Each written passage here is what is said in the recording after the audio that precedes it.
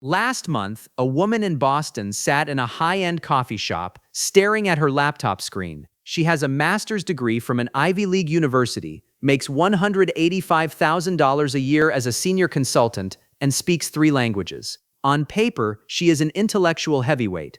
She can analyze corporate restructuring strategies in her sleep. But right then, her screen showed a balance sheet she couldn't fix. Her checking account had exactly $42 in it, and her credit card bill was 5 days overdue. Across town, a guy named David was power washing a driveway. David barely scraped through high school, has never read a classic novel, and thinks macroeconomics is a typo. But David owns 3 power washing trucks, lives in a modest house he paid off early, and has $420,000 sitting in a boring brokerage account quietly compounding at 8%. Same economy. 2 completely different realities. And the strangest part of this story isn't that David is winning, it's that the consultant genuinely cannot understand why she is losing. She thinks she's missing information. She thinks she needs a more complex strategy, a better spreadsheet, or a higher yielding asset class. She's wrong. What's keeping her broke isn't a lack of intelligence. It is her intelligence. This isn't a video about how to get a raise or how to read a stock chart. It's about the psychological blind spot that causes the smartest people you know to spend their entire lives on a financial treadmill, permanently exhausted and permanently broke.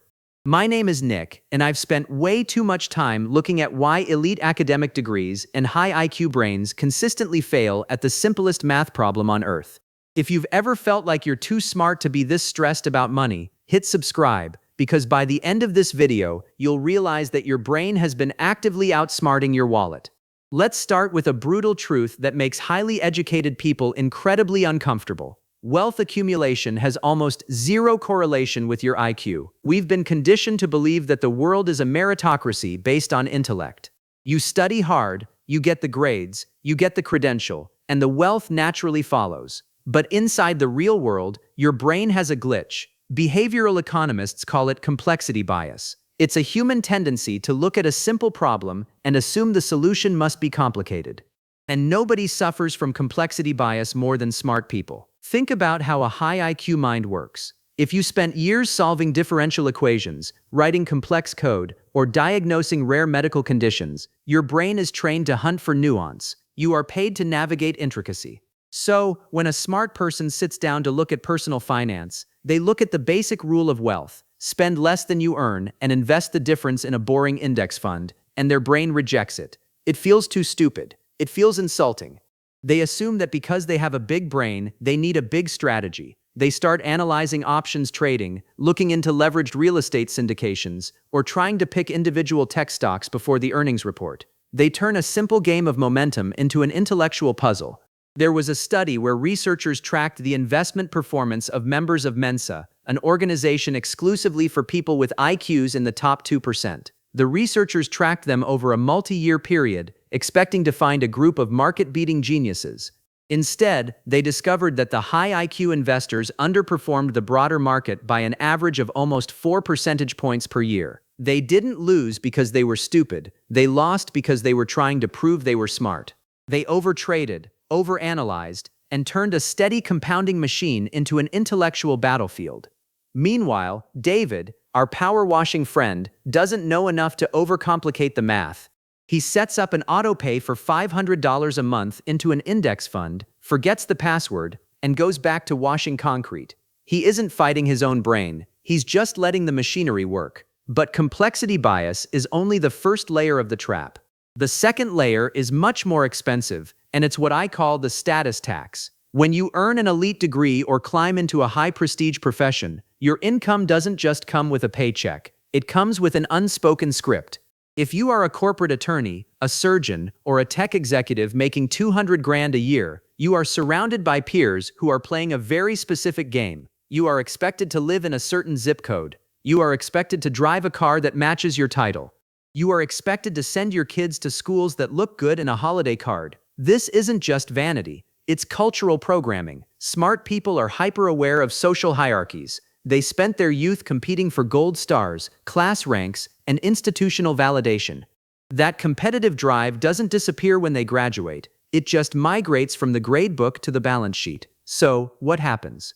They get the promotion, their income jumps by $30,000, and within 90 days, that entire raise is eaten by a higher lease payment on a European SUV and a country club membership they don't have time to use. Researchers call this the hedonic treadmill, and it runs at double speed for high earners. The thrill of the upgrade evaporates in half a year, but the overhead stays forever.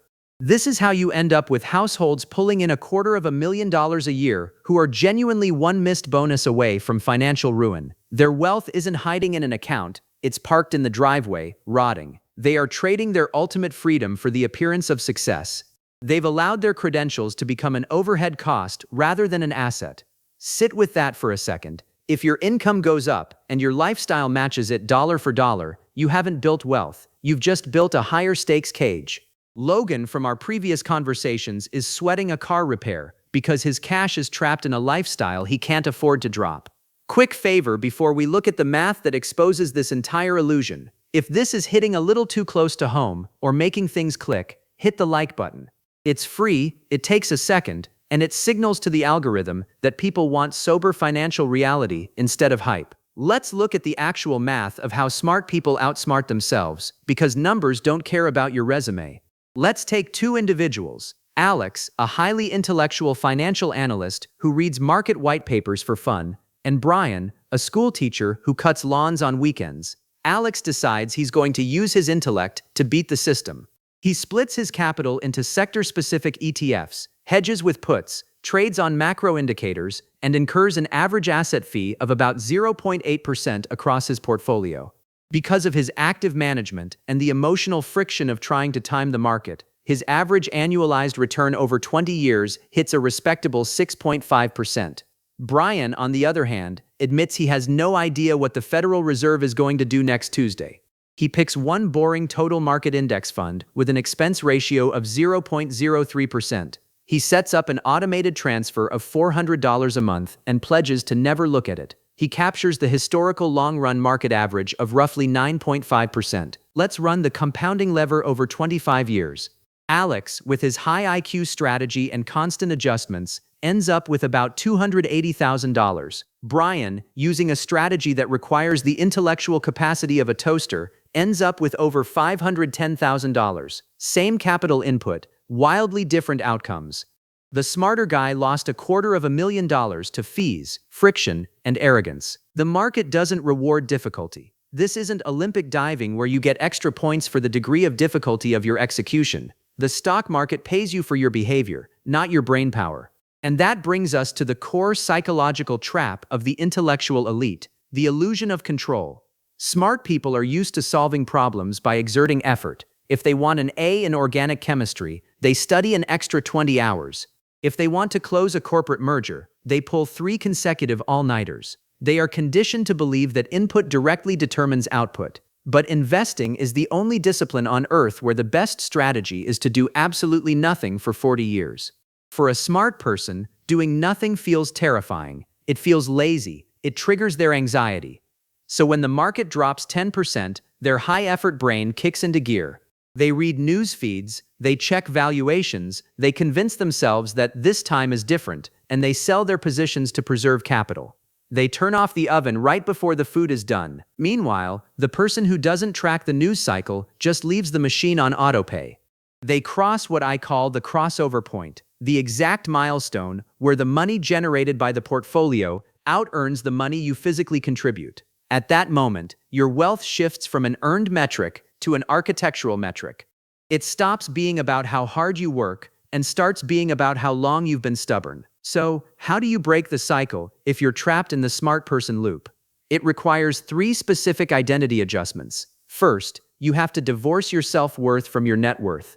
The reason smart people hold on to expensive cars and prestige zip codes is because they are using material items to broadcast their intellect to a world that doesn't care. Stop paying a status tax to people you don't even like. Second, you must automate your humility.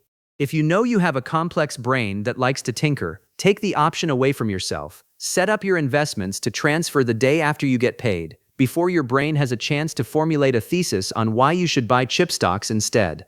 The goal is to make yourself structurally useless to your own money. Third, stop measuring your financial health by your income. Income is just the speed of the water flowing through your hands. Net worth is what's left in the bucket. If you make 200 grand a year but save nothing, you aren't rich. You are just a highly paid delivery driver moving cash from your employer to your landlord and your car dealership. The fact that you are smart is a massive advantage in your career. It can help you command a premium salary. But once that cash hits your account, your intellect becomes a liability, unless it is governed by humility. The math of wealth is stupidly simple. It has been the same for 200 years. Spend less than you make, automate the difference, and stay out of the way. You don't need a finance degree to build a fortune. You just need to stop letting your big brain get in the way of a simple hill. If you've watched this far and realized your financial life has been an over-engineered mess, don't sweat it. You can change the math today. Open a brokerage account, choose one total market index fund, and set up the autopay. Step away from the machine. And if you're sitting there thinking, I like how this story was structured, how the scripts are built, and how dry numbers are turned into narratives, that's exactly what we teach step by step inside our private school community for faceless video creators. If building a digital asset in spaces like finance is something you want to pursue, the link is in the description. There's no pressure, it'll be there when you're ready. I'm not a financial advisor, and this isn't financial advice. It's just a look at the math,